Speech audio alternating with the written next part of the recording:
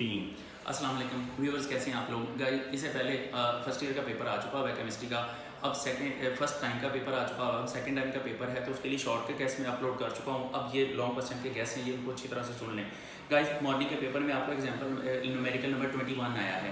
अब आपको कौन सा आ सकता है सेकंड टाइम के पेपर में? न्यूमेरिकल नंबर 16 आ सकता है, 18 आ सकता है, 20 आ सकता है। इनको अच्छी तरह से कर लें और एग्जाम्पल्स में से एग्जाम्पल नंबर 11, 12 इन दो एग्जाम्पल्स को बड़े अच्छे तरीके से कर लें। उसके बाद इसका बी पार्ट है, चैप्टर नंबर 4 में से आइसोमॉर्फिज्म को एक्सप्लेन करना है। गाइस अब ये सॉलिड पोर्शन में से आया है, तो आपको सेकंड टाइम आपको पॉसिबल है कि लिक्विड पोर्शन में आ जाए।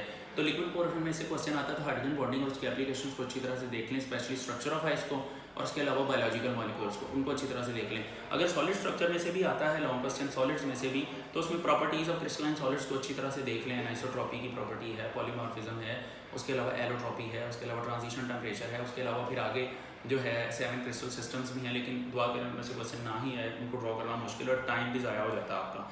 अच्छा, उसके बाद जो क्वेश्चन नंबर 6 है, give postulates of kinetic molecular theory. Kinetic molecular theory के पोस्टुलेट्स आ गए हैं। दिस टाइम आपको गैस लॉज की डेरिवेशन आ सकती है। तो अगर जो चार्ल्स एंड बॉयल्स लॉ पूछेंगे तो वो तो दोनों पूछे जाएंगे, लेकिन इसके अलावा जो सी पार्ट में उसने बताया है और जो डी पार्ट में है Avogadro's law and Graham's law of diffusion, वो भी आ सकते हैं, अलग अलग आएंगे वो आपको। इसके अलावा गाइस जो चैप्टर 3 है, चैप्टर 3 में से और prominent question applications of plasma है, उसको आप ज़रा अच्छे तरीके से कर लें। जनरल गैस इक्वेशन की डेरिवेशन है, उसको अच्छे तरीके से कर लें। Dalton's law of partial pressure बहुत इंपॉर्टेंट लॉन्ग क्वेश्चन है, उसकी डेरिवेशन सारी मैथमेटिकल फॉर्म। सबसे इंपॉर्टेंट क्वेश्चन यही है Dalton's law of partial pressure, और numerical values of R calculate करने के लिए आ सकती हैं। इन क्वेश्चन को अच्छे तरीके से देख लें। अच्छा, उसके बाद है चैप्टर नंबर 5 में से जो क्वेश्चन है an expression for radius of nth orbit. Radius of nth orbit आ गया। इसके रेलेवेंट अब आपको सबसे पहला जो चांस है वो है मिलिकन ऑयल ड्रॉप मेथड आएगा। वो नहीं आता तो आपको बोहर्स एटॉमिक थ्योरी के पोस्टुलेट्स आ सकते हैं। वो नहीं आता तो आपको डिफेक्ट्स ऑफ बोहर थ्योरी आ सकते हैं, और वो नहीं आता तो एजीमुथल क्वांटम नंबर। तो सबसे प्रोमिनेंट क्वेश्चन इस चैप्टर में से अब आपके लिए दो हैं, एजीमुथल क्वांटम नंबर और मिलिकन ऑयल ड्रॉप मेथड। इसको अच्छे तरीके से देख लें। क्वेश्चन नंबर 7 है, चैप्टर नंबर 6 में से sp2 हाइब्रिडाइजेशन आई है। ये मैंने कहा था sp2 हाइब्रिडाइजेशन आएगी, तो वही आई है। अब sp2 तो आ गई, इसके रेलेवेंट आप sp हाइब्रिडाइजेशन को बड़े अच्छे तरीके से देख लें, और उसमें स्ट्रक्चर ऑफ इथाइन मॉलिक्यूल उसको अच्छे तरीके से देख लें। और व्यूवर्स इसके अलावा sp2 हाइब्रिडाइजेशन के साथ साथ मॉलिक्यूलर ऑर्बिटल थ्योरी है। मॉलिक्यूलर ऑर्बिटल थ्योरी का जो लास्ट क्वेश्चन है पैरामैग्नेटिक बिहेवियर ऑफ ऑक्सीजन, इसका तो बहुत ही ज़्यादा चांस है, ये बड़े अच्छे तरीके से याद कर लें, ये आ सकता है पेपर में। और इसके अलावा चैप्टर 6 में से वेस्पर थ्योरी में से structure of CH4, structure of NH3, structure of NF3 और स्ट्रक्चर ऑफ H2O ये पूछी जा सकती है, specially the structure of NH3 and H2O, ये बड़े अच्छे तरीके से याद कर लें, पूछी जा सकती है। इलेक्ट्रॉन अफिनिटी की डिटेल कर लें। उसके बाद चैप्टर नंबर 7 का क्वेश्चन है, इसका बी पार्ट गाइस हेज़ल्स लॉ विद एग्जांपल्स आ गया। अब आपको आ सकते हैं एंथैल्पी एंड बॉम्ब कैलोरीमीटर, इनको बड़े अच्छे तरीके से करना है। एंथैल्पी एंड बॉम्ब कैलोरीमीटर मैं बता रहा हूँ, फर्स्ट लॉ ऑफ थर्मोडायनामिक्स को भी देख लीजिएगा, लेकिन ज़्यादा इंपॉर्टेंट एंथैल्पी की जो पूरी डेरिवेशन है QP = डेल्टा H, इसको अच्छे तरीके से कर लें। और उसके अलावा जो है आप बॉम्ब कैलोरीमीटर को अच्छे तरीके से देख लें। अच्छा, उसके बाद क्वेश्चन नंबर 8 है, chapter number 8 and chapter number 11 में से ही बनता है। चैप्टर नंबर 8 में से आपको एग्जाम्पल नंबर 5 आई है। अब एग्जाम्पल नंबर 5 आपको पेपर में आ चुकी है, तो एग्जाम्पल नंबर 5 को गेन कर लें, ये फिर आ सकती है पेपर में।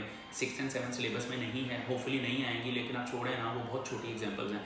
उसके बाद न्यूमेरिकल्स की बात कर लेते हैं हम। तो गाइस जो न्यूमेरिकल्स हैं, न्यूमेरिकल आपको आ सकता है जी 20, 21, 22 तो खैर इतना नहीं है, 20, 21 इसको बड़े अच्छे तरीके से कर लें, ये क्वेश्चन पेपर में आ सकते हैं। और उसके अलावा आखिर पे जो क्वेश्चन नंबर 24 एंड 25 है, आखिरी दो न्यूमेरिकल्स वो सिलेबस में शामिल नहीं है, लेकिन इससे पहले हर साल आते रहे, तो छोटे से हैं, आप कर लें, एग्जाम्पल 6 एंड 7 जैसे ही हैं। अच्छा व्यूवर्स, उसके बाद आप बात करते हैं जी क्वेश्चन नंबर 8 में से बी पार्ट है, हाफ लाइफ पीरियड है, और half life period rate of order of fraction के साथ कैसे रेलेवेंट है।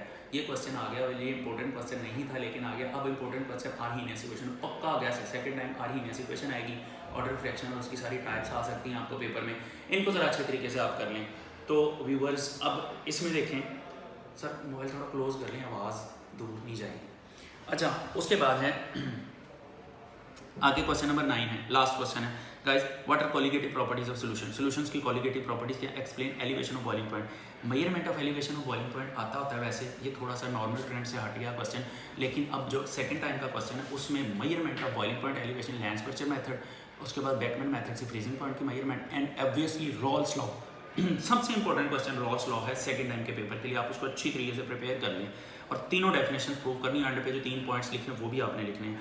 आखिरी क्वेश्चन गाइस देखें, describe the construction of working standard hydrogen electrode. ये आ गया हुआ पेपर में, बहुत सिंपल है। अब आपको क्या क्वेश्चन आ सकता है, वोल्टेज सेल आ सकता है, rules of to calculate oxidation state आ सकता है। उसके अलावा चैप्टर नंबर 10 में से आपको जो क्वेश्चन आ सकता है, इलेक्ट्रोड पोटेंशियल होपफुली अब नहीं आएगा, लेकिन अगर आता है तो मेजरमेंट ऑफ इलेक्ट्रोड पोटेंशियल आ सकता है कि कॉपर और जिंक का इलेक्ट्रोड पोटेंशियल आप कैसे मेजर करते हैं। That's it guys, first year का पूरा पेपर मैंने, फर्स्ट टाइम का पूरा पेपर मैंने डिस्कस कर दिया है। अब आप लोगों के लिए better than best of luck for the second time paper में जाने से पहले आप ये सारे क्वेश्चंस को अच्छी तरह से देख लें। मेरी तरफ से आप लोगों के लिए ढेर सारी बेस्ट विशेज़ और नेक ख्वाहिशात और ढेरों दुआएं आप लोगों के लिए। अल्लाह हाफिज़।